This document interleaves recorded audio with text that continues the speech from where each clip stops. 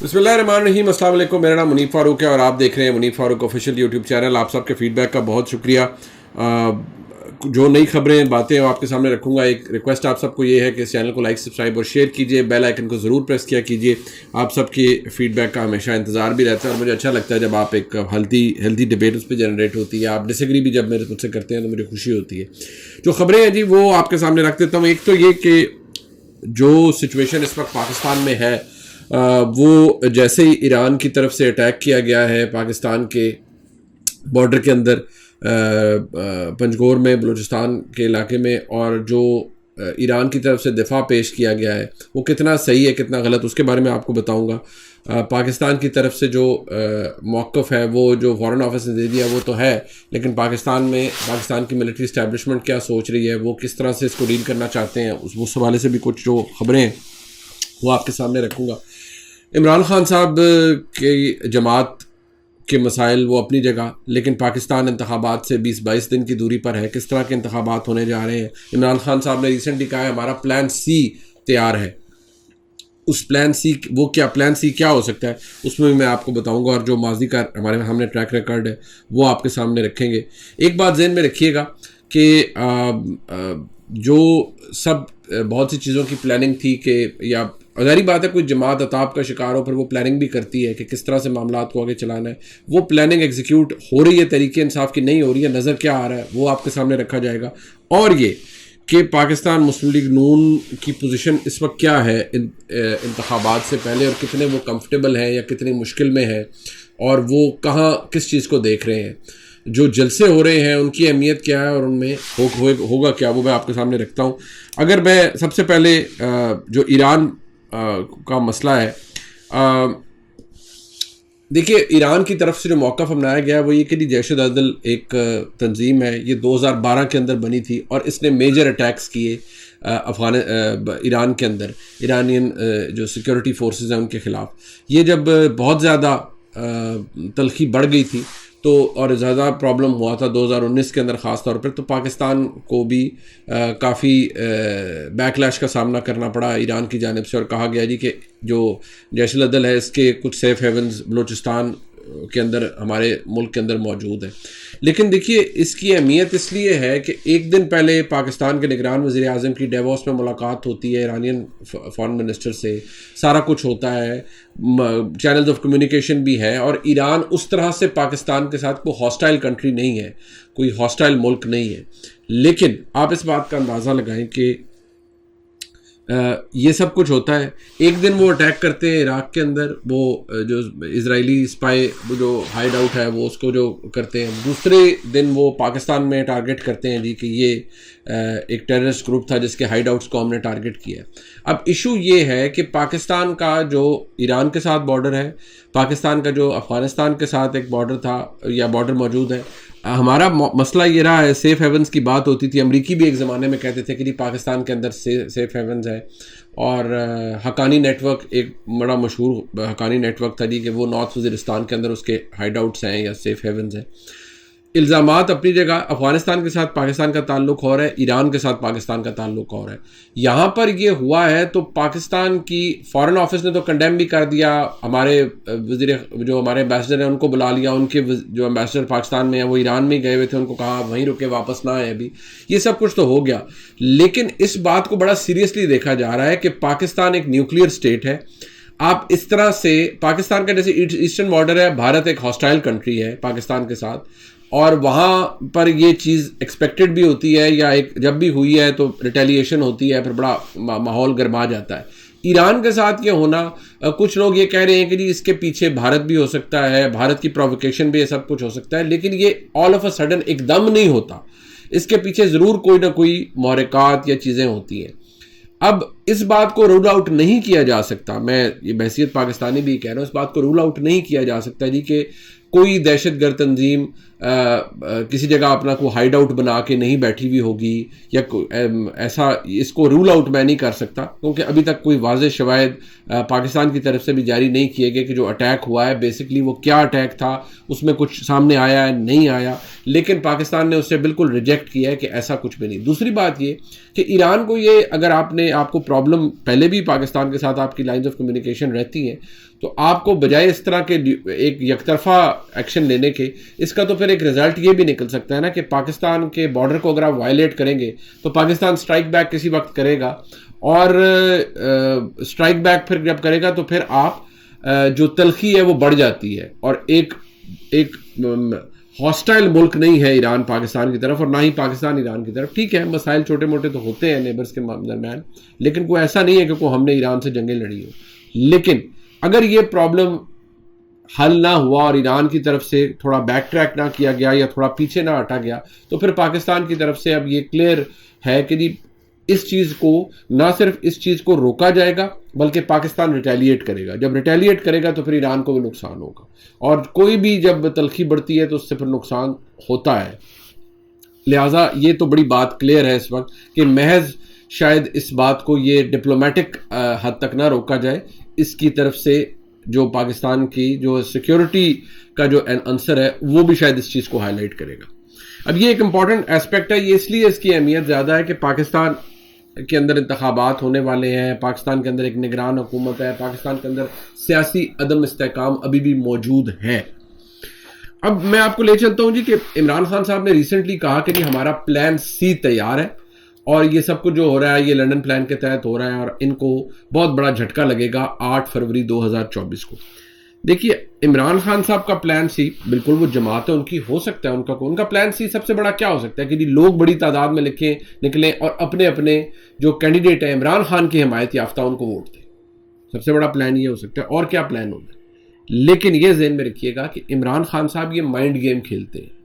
Mind game इसलिए कि आपको याद होगा कि जब तहरीक अदम एतमाद भी इमरान खान साहब के खिलाफ आ रही थी तो इमरान खान साहब ने कहा कि मैं तो खुशी हुई है मुझे ये मेरे खिलाफ मैदान में आए, इनको तो मैं एक बॉल से इतनी विकेटें उड़ा दूंगा और बस मेरा प्लान तैयार है, मैं ये कर दूंगा, मैं वो कर दूंगा। बेसिकली ये माइंड गेम होती है, आपने अपने सियासी मुखालिफ को या अपने मुखालिफ को अंडर प्रेशर कर रहा होता है।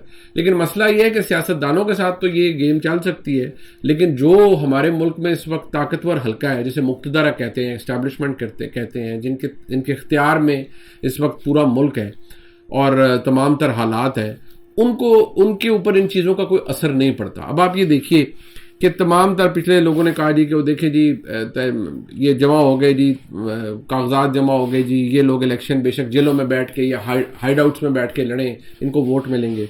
देखिए, जितने नोटेबल्स हैं पाकिस्तान तहरीक इंसाफ के, वजह सही है या वजह गलत है।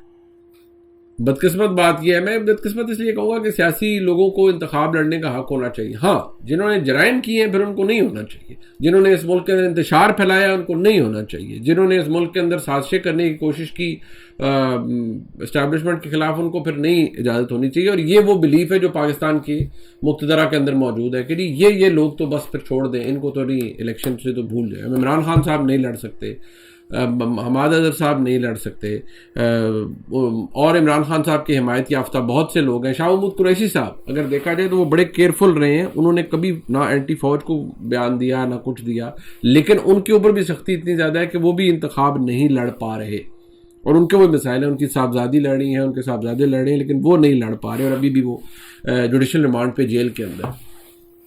इसका मतलब ये है कि ना ही कुछ बदला ना ही कुछ बदलेगा। अब देखिए, कुछ लोगों ने पिछले कुछ अरसे में, जैसे मैंने कहा ना, कुछ लोगों ने शुरलियाँ छोड़ी, कोई कहा जी 15 तारीख को इमरान खान बाहर आ जाएंगे, कुछ हो जाएगा, ये पता नहीं। ये लोग जैसे शेर अफजल मरवत साहब ने कहा, वो अजहर सिद्दीक साहब ने कहा, अब आप इनके बारे में क्या कहेंगे कि वो किसी जगह बैठ के बयान जड़ देना, इससे क्या रिजल्ट निकलता है। आज तहरीक इंसाफ की हालत ये है कि क्योंकि इमरान खान पाबंद सलासल है तो प्रॉब्लम ये है कि जी फिर ये लोग आपस में लड़ रहे हैं। अब रिसेंटली हफीजुल्लाह न्याजी साहब ने भी रऊफ नासिर साहब के प्रोग्राम में गालिबन कहा जी कि ये तो बैरिस्टर गौहर खान साहब और सारे लोग ये तो इस्टेब्लिशमेंट की तरफ टिल्ट हो जाएंगे और ये इस्टेब्लिशमेंट के करीब चले जाएंगे।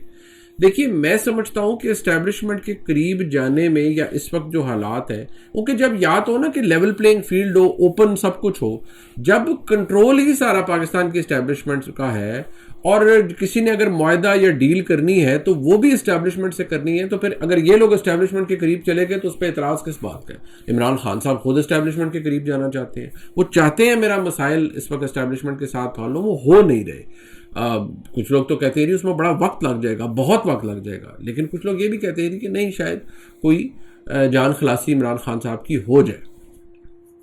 ये एक बिल्कुल मतलब इमरान खान साहब की जमात का ना ये सब कुछ है, लेकिन ये ज़हन में रखे कि ये जो है ना कि प्लान सी आ गया, फलान आ गया।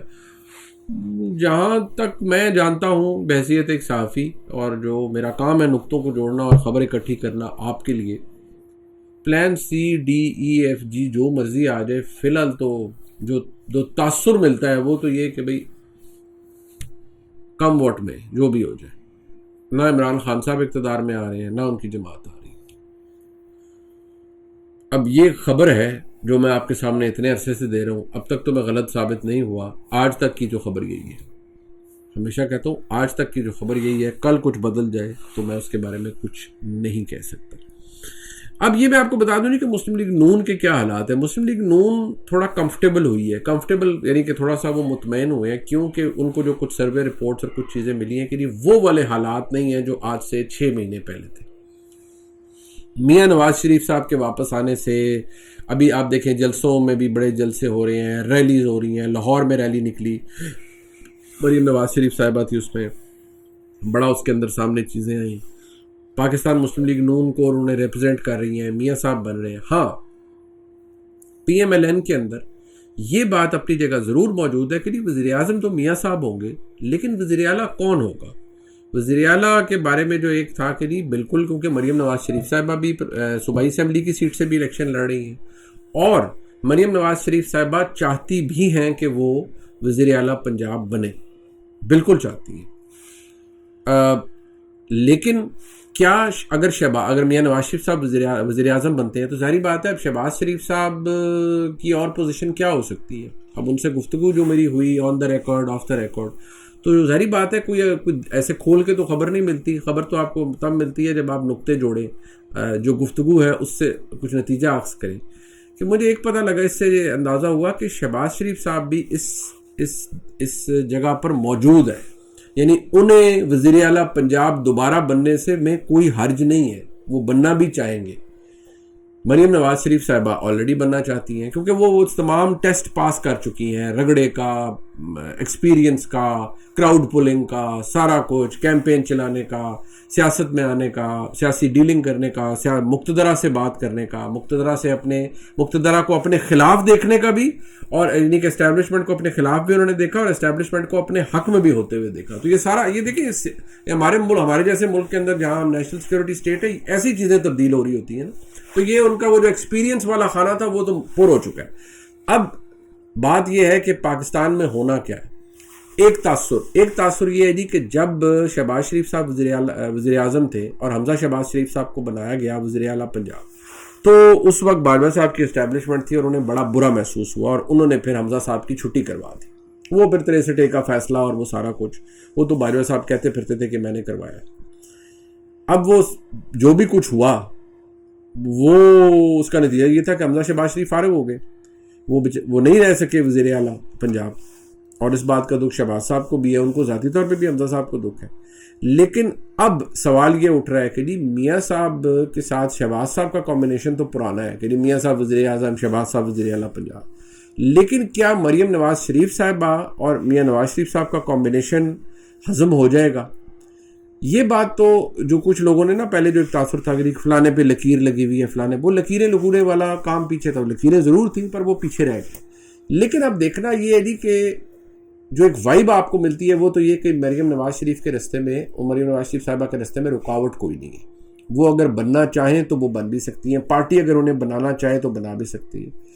ऐसी सूरत हाल में मियाँ नवाज शरीफ साहब के लिए एक मुश्किल फैसला है कि अगर उनकी जमात बना लेती है हुकूमत, इतनी सीटें पंजाब में इकट्ठी कर पाती है, और लोगों को इकट्ठे कर पाते हैं अपने साथ और एक हुकूमत बना लेते हैं। तो क्या शरीफ खानदान में से कोई वज़ीर आला हो, या अगर ये हो जी कि अच्छा जी ना शहबाज साहब को बनाएं ना मरियम बीबी को बनाएं, किसी और बंदे को बना दें जो कि ज़ाहिर बात है वो करेगा जो शहबाज साहब कहेंगे या बड़े मियाँ साहब कहेंगे या मरियम बीबी कहेंगी। ज़ाहिर बात है जो जिसको पार्टी बनाएगी PMLN, तो उसने तो कदम भी मियाँ नवाज शरीफ के या मियाँ शहबाज शरीफ के मर्जी के बगैर नहीं उठाना ना, उसने तो वही करना है।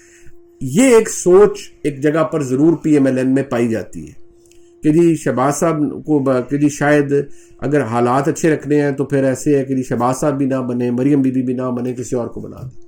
ये भी सोच है कि जी अगर सीटें बहुत ज़्यादा ना आए और मिलजुल के को हुकूमत बनानी पड़े तो किसी छोटी जमात के किसी अच्छे नोटेबल आदमी को भी वज़ीर आला बनाया जा सकता है, ताकि नून की हुकूमत, नून लेड, नून की तगड़ी हुकूमत हो, लेकिन कोई ऐसा हो। लेकिन ये सोच PMLN के अंदर की नहीं है। PMLN चाहती है कि जी हमारी लीड होनी चाहिए, हमारा वज़ीर आला होना चाहिए, और मेनली यही बात होती है जी कि या मरियम साहिबा बनेंगी, मियाँ शहबाज शरीफ साहब बनेंगे या मरियम नवाज शरीफ साहिबा बनेगी।